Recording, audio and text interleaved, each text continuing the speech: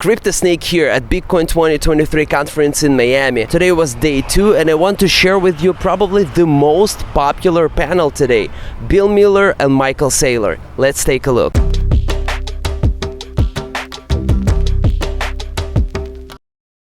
So Michael, between the time you and I last met a few days ago to talk content and today, I've been canvassing the crowd widely to figure out if you were in my shoes and could ask Michael Saylor one question, what would it be?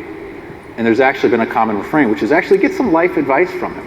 And so I went and looked on Twitter, and apparently your 10 rules for life right now are going viral.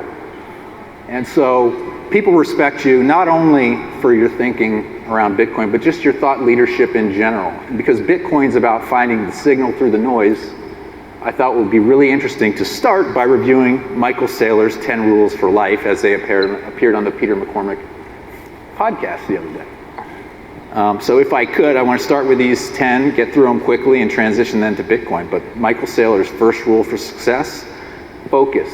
Focus your energy. Number 2, guard your time. Number 3, train your mind. Number 4, train your body. Number 5, think for yourself. These rules for life broadly align with the Bitcoin mindset, by the way. So when thinking for yourself, realize that everyone has an agenda and assemble your own mosaic of truth. 6, curate your friends. 7, curate your environment. 8, keep your promises. 9, be cheerful and constructive. And 10, upgrade the world. So,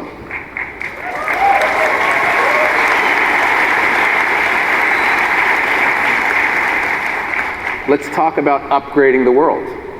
Let's talk about Bitcoin. Let's talk about the topic of our discussion, which is thermodynamic savings.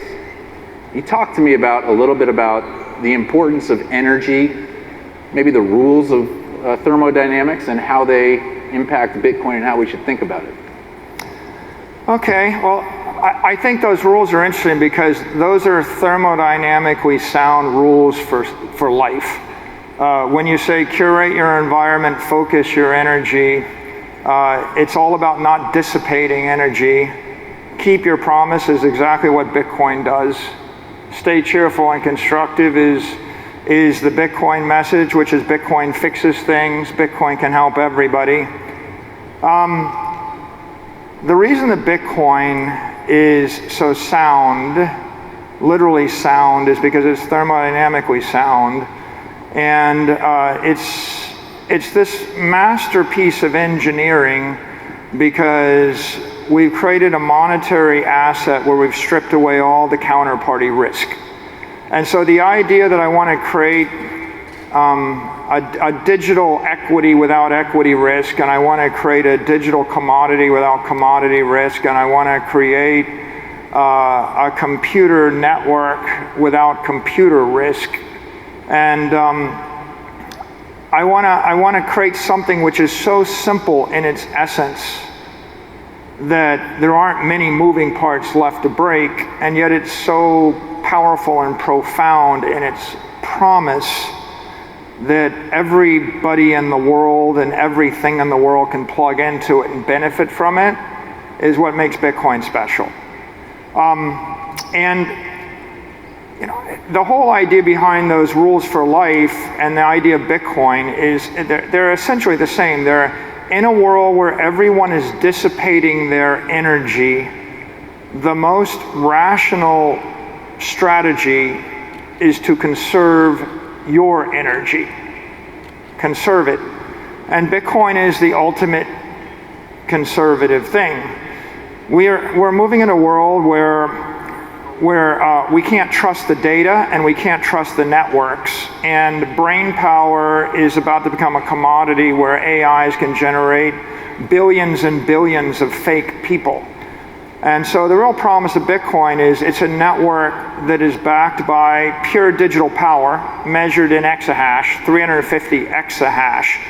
And that digital power is something that can't be spoofed, can't be hacked, can't be tricked. There's no There's no way to take a shortcut through it. If you have 100 gigawatts of power and 100 million mining rigs, you might just slow it down, but it would take you 10 years to slow it down. So what Satoshi created is the world's most secure database, accessible via the world's most secure network. And we're living in a world where everybody wants security. You want to call it financial security, national security, cyber security, social security. If you want security, you need to find the most secure network or the most secure resource on Earth. And it's not gold anymore, and it's not land anymore, and it's not anything that can be created by any human being anymore. It has to be something that is transcending all of those human institutions and all human motivations. In essence, it needs to be a network that runs without human intervention, and that is what Satoshi created when Satoshi created Bitcoin.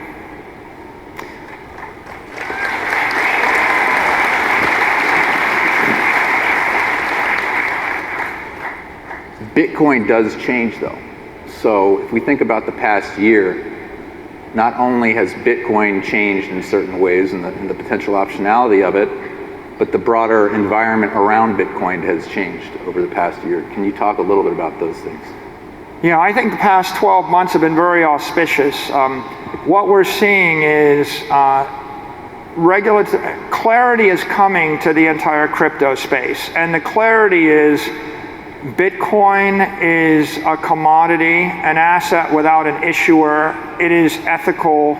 It is stable. It is virtuous. And the rest of the crypto ecosystem, the crypto exchanges, the cryptocurrencies in the form of stable coins, the crypto tokens, the other crypto applications, they're all being viewed with increased skepticism. And there's an awareness that Bitcoin is not crypto. There's an education process where all the regulators, all the legislators, all the media figures, all the investors are realizing the benefits of the Bitcoin is an asset without an issuer. And now they're beginning to realize why Bitcoin is a commodity. And the reason why it's a commodity is because it is backed by digital power. And so the appreciation for Bitcoin's energy use and Bitcoin's computational power is growing. The confusion between Bitcoin and crypto is shrinking, disappearing. Capital's flowing from the crypto ecosystem into the Bitcoin network. Development effort and innovation is flowing from the crypto ecosystem to the Bitcoin network. There's an explosion in development effort on Lightning.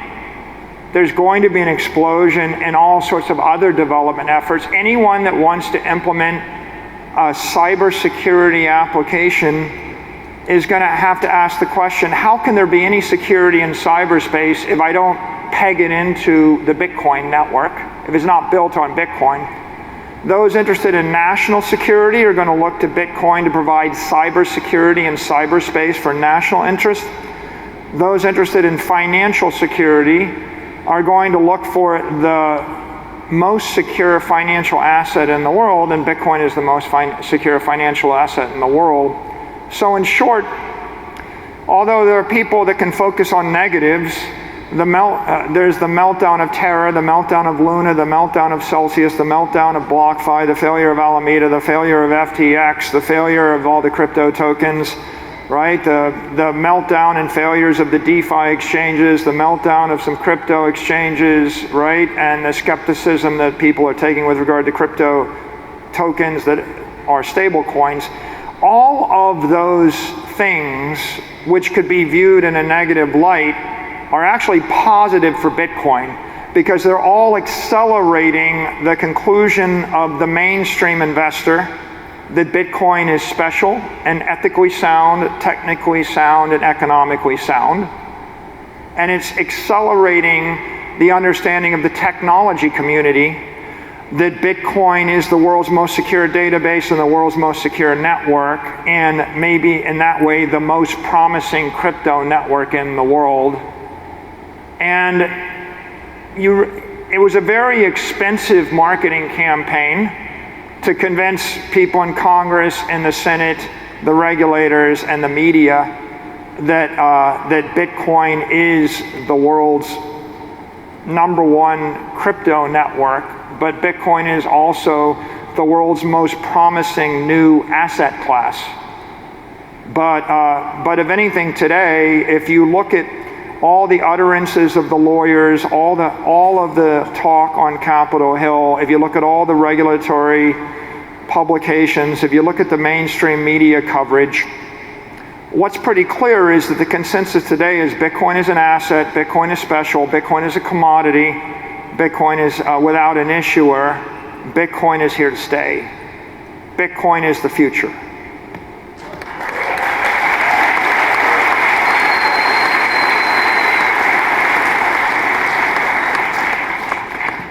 And MicroStrategy has been the biggest proponent on the corporate front of Bitcoin. Now, I attended MicroStrategy's conference the other week to learn more about what MicroStrategy is doing and how they're incorporating Bitcoin with regard to their client offerings. And I was incredibly blown away and more bullish than ever about some of the new optionality being created that you all are working on. Can you talk a little bit about that and how it improves the case for Bitcoin? Sure, MicroStrategy first embraced Bitcoin on its balance sheet, and we used it to fix our balance sheet, and there's a very interesting story there. But the other half of the Bitcoin promise is Bitcoin can fix your P&L. Bitcoin can make your products better, can make your services better. And so one of the most exciting things I've done over the last 12 months is I have actually gotten much more involved hands-on in the development of Bitcoin-related products at MicroStrategy. And one product we rolled out 2 weeks ago, or at least we announced 2 weeks ago, is MicroStrategy Lightning. And the idea there is to allow all of our major brands, all of our customers, the big marketing companies, instead of buying $50 million of advertising and then running banner ads to drive clicks to their websites, we're gonna let them buy $50 million of Bitcoin and then give it away in microtransactions via the Lightning network to 50 million of their customers to drive traffic to their website. So the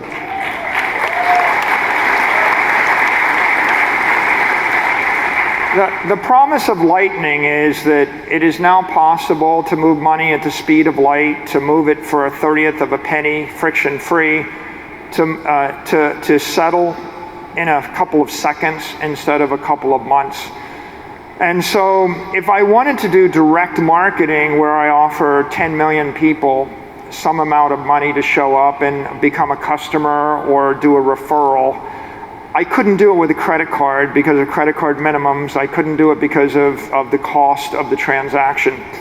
But in a world where you have Satoshis running via Lightning channels and you have a very healthy ecosystem of Lightning wallets, and you have an ethical money, Bitcoin, an ethical commodity, then you can actually build all sorts of interesting employee incentive applications, prospecting applications, customer applications. You can even redefine the product. Like, if you buy a book on Amazon and you pay for it with a credit card, it gets shipped to you. That was the old way. But the new way might very well be that if you buy the book on Amazon, I'll give you a Satoshi refund, and if you post your review of the book, I'll give you another Satoshi refund, and if other people like your review, I'll send you another Satoshi refund, and if people buy the book based on your review, I'll actually give you a percentage of that. So I could implement customer referral feeds and ongoing community engagement payments that will change the nature of the offering for the company, that kind of puts frequent flyer miles into the obsolete trash bin of history, and we replace them with Satoshis as universal monetary units. And your reward for engaging with me, for buying my product, for working to help support my community is to get immediate compensation. And I see a world, a place where Amazon does that, or Coca-Cola does that, or Nike does that, or McDonald's does that. I don't want McDonald's to give $100 million to a digital marketing company to run banner ads and send you spam emails or whatever it is.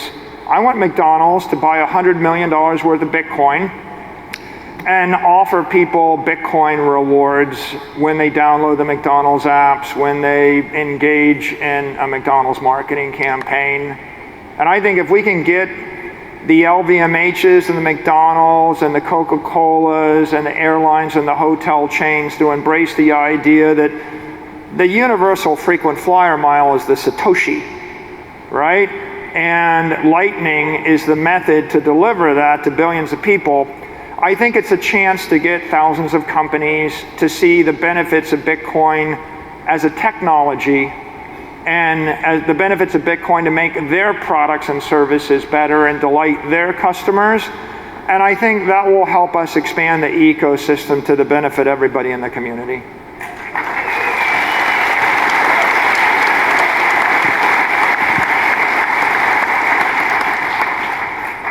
So the functionality of Bitcoin and MicroStrategy's adoption of it and ability to make others understand how powerful and what unique ideas micro payments allow. That's a really interesting concept, and the decentralization of it has immense implications potentially for investment purposes around the decentralization of major centralized advertising firms today on the internet, or all kinds of other things. So help me think through what that could mean from an investor's perspective, buying MicroStrategy stock today versus how someone may have thought about it 4 or 5 years ago, and how it's different and how the options may have changed.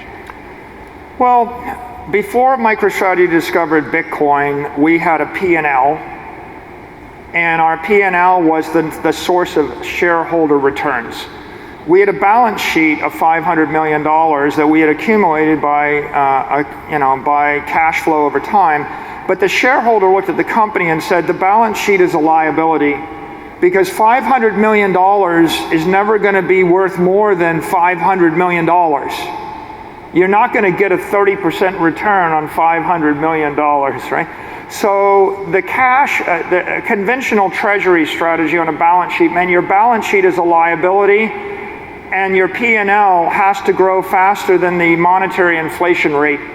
So I think of it as everybody's got a left arm and a right arm, and when your balance sheet is weighed down with cash or sovereign debt, it's like putting your right arm behind your back and you're just fighting with your left arm, and it's really, really hard.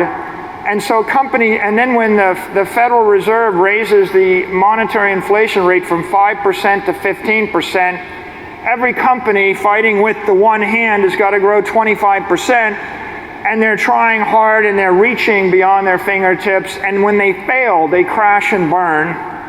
And it might be even worse. They might actually say, the $500 million is a liability, so I'm going to give it all back to the shareholders. I'm going to borrow $1 billion. I'll go to negative working capital. And then not only are they fighting with one hand behind their back, but they have a $2 billion weight around their neck. And that's why all these indebted companies fail in an inflationary environment. So when we discovered Bitcoin, we said, well, we're not going to leave the right arm behind our back. We're going to turn the $500 million of liability into $500 million of an asset. The long story short is we went from $500 million of a liability yielding nothing to today we have 140,000 Bitcoin, which is $4 billion plus. And so we are able to convert our balance sheet from a nothing or a liability into an asset. And once we did that, we provided our shareholders with a benefit, because if you wanted to actually buy 10,000 acres of timber, you would buy a company that invests in timber. And if you wanted to buy oil tankers, you would buy a company invested in oil tankers. And if you wanted to buy Bitcoin and you only had 30 seconds and you wanted $10 million of Bitcoin and you're a hedge fund, you pick up the phone and you say, buy me MicroStrategy because I know they're backed by Bitcoin. And so we provided a on-ramp for institutional capital that allowed them to buy some Bitcoin exposure quick and easy without, the alternative would be 3 to 5 years of vetting and stress and communications. And so we let them do in 3 minutes what would take 3 years. So that was our transition. And over the last 2.5 years, we transitioned from a company with a $600 million enterprise value that was growing fairly conservatively in a very mature business to a company with a $6.5 billion enterprise value, so 10x, that has been growing steadily, throwing off cash flow conservatively. But and this is stage 2, I'll get to stage 3. Stage 2 is we showed the world that you don't have to grow 20% a year on the top line to not have to wind down the business. Right? 98% of companies can't grow 25% top line. If I told all of you if your salary doesn't go up 20% a year, you're going to fail, and then you all of a sudden have to do that 3-4 years in a row, you're going to have a lot of stress with your customers or your boss or your organization. And so I think that the fiat world without Bitcoin on your balance sheet forces people to try too hard to grow, and the result is they take risk that blows up in their face, or they do bad acquisitions, or eventually they don't quite hit the growth target, and then their stock crashes and the business gets sold off, and the result is a 99% mortality rate. So stage 2 was us using our balance sheet to show that it's okay to have a low growth business as long as you have a high growth balance sheet. Stage 3 is us putting Bitcoin and Lightning into our product offering to offer to our customers, so true innovation, so that we can drive our revenues up, and so we can drive our cash flows up and begin to grow much more rapidly than we have been in the past. And so ultimately the business is all about, occasionally we sell equity when it's accretive to buy Bitcoin. Occasionally we issue debt when it's accretive to buy Bitcoin. Always we sweep our cash flows into Bitcoin. And now we focus on using Bitcoin and Lightning and other apps to grow our cash flows to buy more Bitcoin. And if we actually if we keep innovating on the P&L side, then I think our growth rate will continue to drive our revenues north over the next decade. But we'll get a double benefit because we're reinvesting our cash flows into Bitcoin, and we're getting the back end appreciation in our balance sheet, such that, you know, today, if with 140,000 Bitcoin, when Bitcoin moves $1,000, we have $140 million of investment appreciation, which is equivalent to 3 years of after-tax cash flow of 2,000 people working as hard as they can. And so we have managed to fix the business with Bitcoin.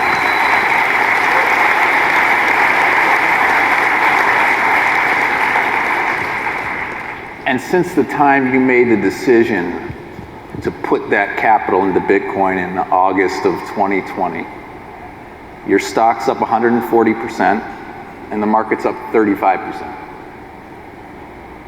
Why haven't more companies done this or considered it? And what do we need to do to get them to more seriously consider this? I think there's some great milestones coming. I think the FASB accounting of rendering Bitcoin indefinite and intangible has been toxic for conventional CFOs, because if they bought $20 billion of Bitcoin, they could never realize an investment gain, only investment loss. So the current move toward fair value accounting that's being pursued by FASB is very, very bullish and auspicious. And so the first milestone will be the adoption of fair value accounting for Bitcoin sometime in the future. The second, that's a good one. The second one is I think the regulators are hammering over and over again the theme that Bitcoin is an asset without an issuer, it's a commodity. And as the entire mainstream, the crypto community, as they see that Bitcoin is special, they will start to reorganize their portfolios and differentiate Bitcoin versus the securities. I think that's very auspicious. And I think that causes the mainstream investors, as they start to see that Bitcoin is distancing itself, like Bitcoin is going to be the last crypto asset standing in the US, and it's going to be the winner. And they're going to, right now they're looking at this confusing situation. A year ago, it wasn't clear whether Terra or Luna or this yo-yo coin or that thing was the winner. And a lot of people don't even know the difference between Bitcoin and crypto. And I think right now, there's a very expensive campaign being driven by the world to illustrate the difference between Bitcoin and crypto. 12 months from now, I think that most mainstream investors will have seen that Bitcoin is here and embraced, and a lot of the other things that were confusing, that had bad reputation, have been diminished, diminuted, or exited the market. So I think the emergence of Bitcoin as the king crypto commodity, I think will also cause the acceleration of institutional investors and also the acceleration of corporate adoption. Oh, and the third thing, I really should say this, right? The first is the accounting, the second is the asset designation, and the third is the emergence of Bitcoin applications on the layer 2s and the layer 3s, the Lightning applications, even all cybersecurity applications, national security applications, and payment applications. All of those are attracting a new class of technology investors. They know how to buy Google, they know how to buy Facebook and Apple. They see Bitcoin as the emergent technology network and the most secure database and the most secure network. You're going to want to own a piece of that if you're a technology investor. And I think that will open the way for lots of corporate adoption.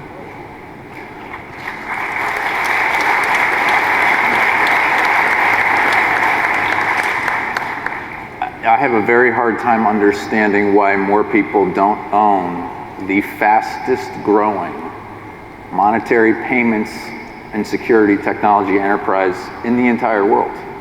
Growing at a rate of 70% a year,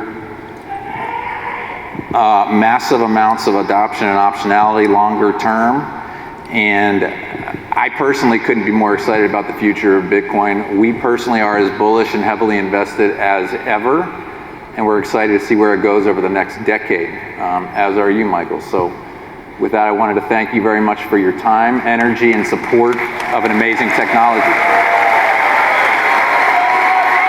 And I'd like to thank all of you, and I would just say, keep building on Bitcoin, keep educating the public, keep up the faith. I mean, everybody in this room is very inspirational to me. I said in my rules of success in life, curate your friends, and I think I've curated my friends here, and I hope you do the same. Thank you for your